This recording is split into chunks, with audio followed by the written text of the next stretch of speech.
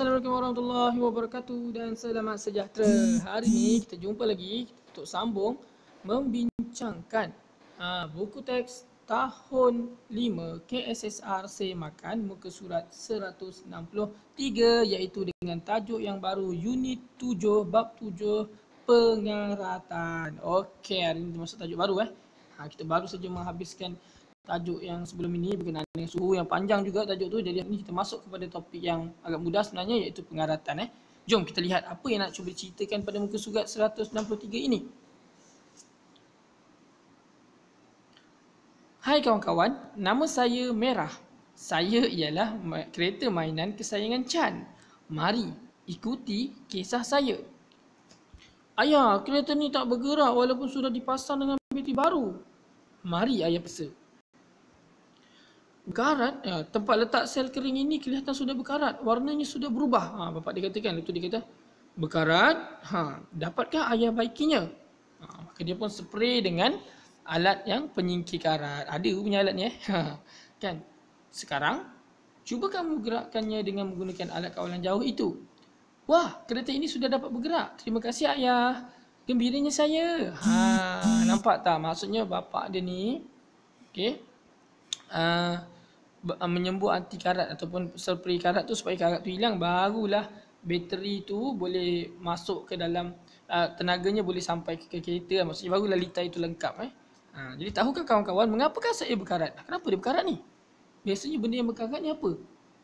Kayu ke, besi ke, otak ke? Otak berkarat macam mana tu?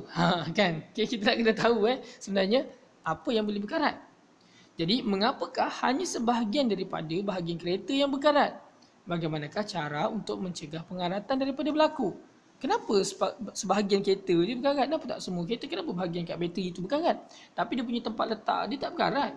Yang berkaratnya dia punya besi-besi itu yang nak cantumkan antara bateri itu dengan ataupun sel kering tu dengan dia punya dia punya litar dia supaya lengkap untuk kereta tu hidup lah. Okey, berjalan. Okey. Jadi jom kita tengok 164. Ciri-ciri objek yang berkarat. Okey, terdapat objek yang berkarat di sekeliling kita. Objek yang berkarat ni mempunyai ciri-ciri yang tertentu.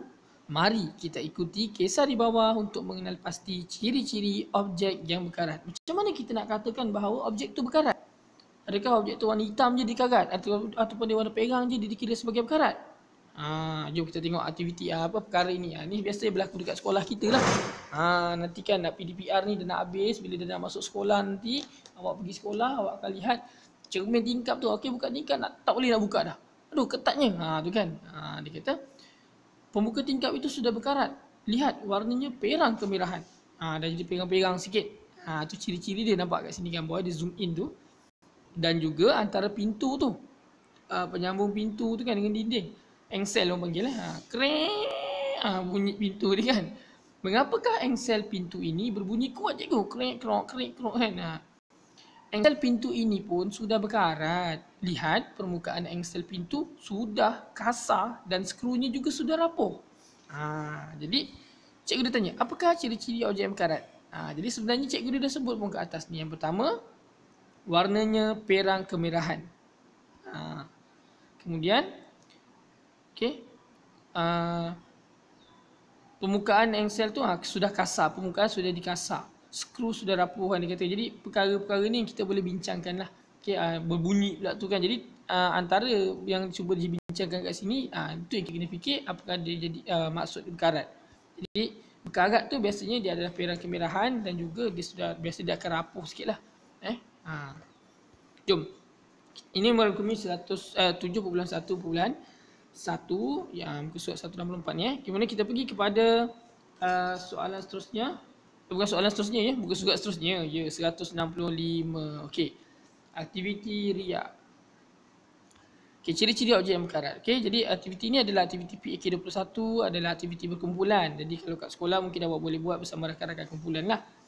Alat dan bahannya adalah pen penanda, kertas A4 berwarna dan pita pelekat. Langkah-langkah dia. Yang pertama, kenal pasti objek yang berkarat yang terdapat di persekitaran sekolah. Awak pergi pusing satu sekolah, cari objek berkarat, awak tulis objek yang berkarat tu. Senarakan. Kemudian, Berdasarkan pemerhatian awak, bincangkan ciri-ciri objek yang berkarat. Awak pergi ke sekitar sekolah tengok, alamak, dekat mak saya ni ada satu kerusi yang dah berkarat lah. Jom kita tulis apa ciri-ciri dia. Oh, dia warna pegang. Oh, dia dah rapuh. Kita tulis lah benda tu. Nak tulis macam mana? Macam dalam gambar ni, nombor 3 ni. Bina jadual di atas kertas A4 berwarna dengan menggunakan pen penanda dan catatkan hasil pemerhatian kita lah. Kita tulis lokasi, contoh bilik sains. Objek yang berkarat, kerusi. Ciri-ciri objek yang berkarat, perang kemerahan. Kita tulis contohnya macam tu. Okay? Jadi kemudian bila kita dah tulis macam tu, kita membentangkan hasil pemerhatian kita di hadapan kelas dengan kawan-kawan daripada kemudian lain. Mungkin penemuannya sama, mungkin penemuannya tak sama, bergantung kepada mana dia pergi. Aktiviti ni seronok tau, sebab kita dapat pusing satu sekolah, lagi-lagi kalau lepas PKP nanti kan. Okay? Kalau kita boleh pusing. Okay. A. Senaraikan objek yang berkarat yang diperhatikan di persekitaran sekolah. Senang jawab, tulislah kaki kerusi makmal ataupun kerusi bilik sains yang besi lah, yang besi. Engsel pintu bilik darjah contohnya. Lepas tu pagar sekolah contohnya. Kemudian tingkap kan, bahagian kat tingkap tu, tepi tingkap, apa nama dia tadi, saya pun tak ingat, tengok atas balik. Pembuka tingkap, jadi kita senaraikan. Okey, senang saja. Kemudian seterusnya, apakah ciri-ciri objek yang berkarat tersebut? Kita tulislah perang kemerahan. Kemudian rapuh, dan sebagainya lah, bergantung pada saya dua tu lah yang paling utama. Okey. Ini merangkumi 7.1.1 dan 7.1.6. Okey. Seterusnya kita pergi kepada muka surat 166. Okey, objek yang berkarat. Objek di persekitaran kita diperbuat daripada pelbagai jenis bahan. Ada bahan yang boleh berkarat dan ada bahan yang tak boleh nak berkarat. Jadi mari kita perhatikan situasi di bawah untuk mengetahui bahan yang berkarat. Ravi, mari kita duduk sebentar. Baiklah, mari kita duduk di kerusi kayu ni. Kerusi besi di sebelah sana sudah berkarat. Apakah perbezaan antara kedua-dua buah kerusi di taman ini? Perbezaannya, kerusi kalau yang dekat besi, besi itu sudah berkarat. Kalau dekat kayu dia takkan berkarat. Okey, jadi itulah perbezaan dia. Besi boleh berkarat, kayu tidak berkarat. Okey, sebab itu kalau kita nak beli bahan kan, contoh kita beli kerusi kan, kerusi kayu tu lagi mahal tau selalunya daripada kerusi besi tu. Contoh macam kita beli katil kan, katil double decker, 2 tingkat tu apa kan. Biasa katil ni, kalau katil kayu dia lagi mahal daripada katil yang besi tu. Sebab besi tu dia boleh buat apa-apa bentuk, tapi biasanya murah dan dia tak berapa kuat lah. Dari satu dia boleh karat kan. Jom kita tengok seterusnya. Peti surat di rumah kamu tidak berkarat, Ravi. Peti surat besi di rumah saya sudah berkarat. Peti surat di rumah saya diperbuat daripada plastik. Jadi kalau macam saya kan, peti surat kat rumah saya, kat rumah mak saya tu, dia pakai kayu, lagi smart. Cantik lah. Kayu tu bertahan lama lah. Dan tapi kalau nak tahan lama lagi, bahan plastik lah. Biasanya bahan plastik ni lagi murah. Biasanya kayu dia mahal, dia tahan tapi dia mahal. Kalau besi dia murah, dia harga biasalah, dia murah tapi dia boleh berkarat lah. Tapi kalau plastik dia murah dan tahan lama.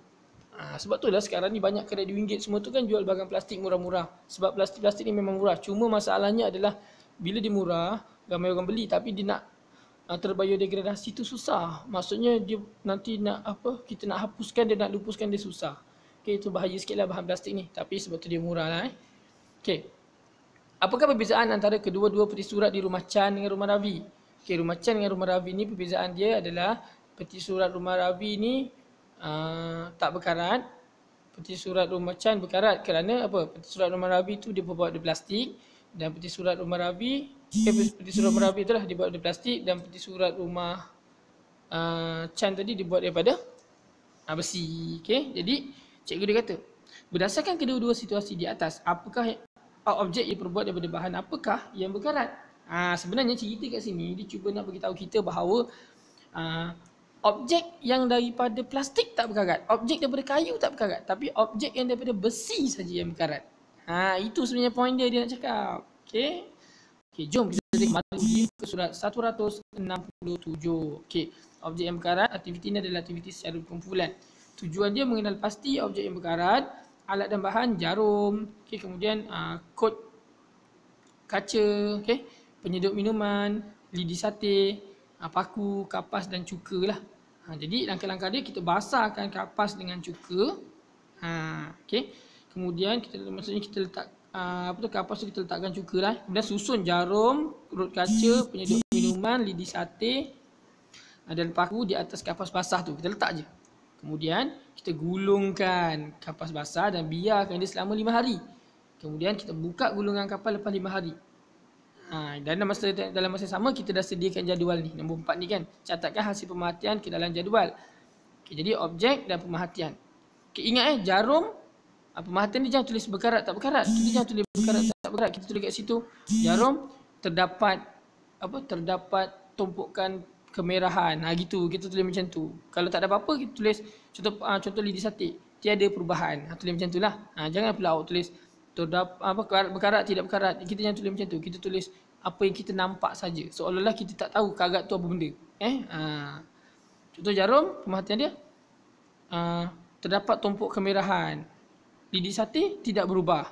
Paku, terdapat tumpuk kemerahan pada paku. Penyedut minuman tidak berubah. Urut kaca tidak berubah. Gitu je jawapan dia. Okey.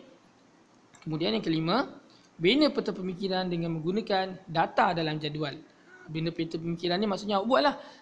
Kalau pada pendapat saya, kita buat dua, iaitu objek berkarat dengan objek tidak berkarat. Kemudian kita masukkan objek-objek tu. Kita buat macam peta pokok je lah. Maksudnya kita buat objek atau objek, kemudian kita bahagikan kepada dua, berkarat, tidak berkarat. Barulah kita masukkan objek-objek tersebut daripada menggunakan data dalam jadual lah. Maksudnya daripada jadual tu kita masukkan lah. Okey. Yang keenam, muat naik peta pemikiran tersebut ke dalam aplikasi Google Classroom. Kemudian ni untuk aktiviti dalam Google Classroom lah.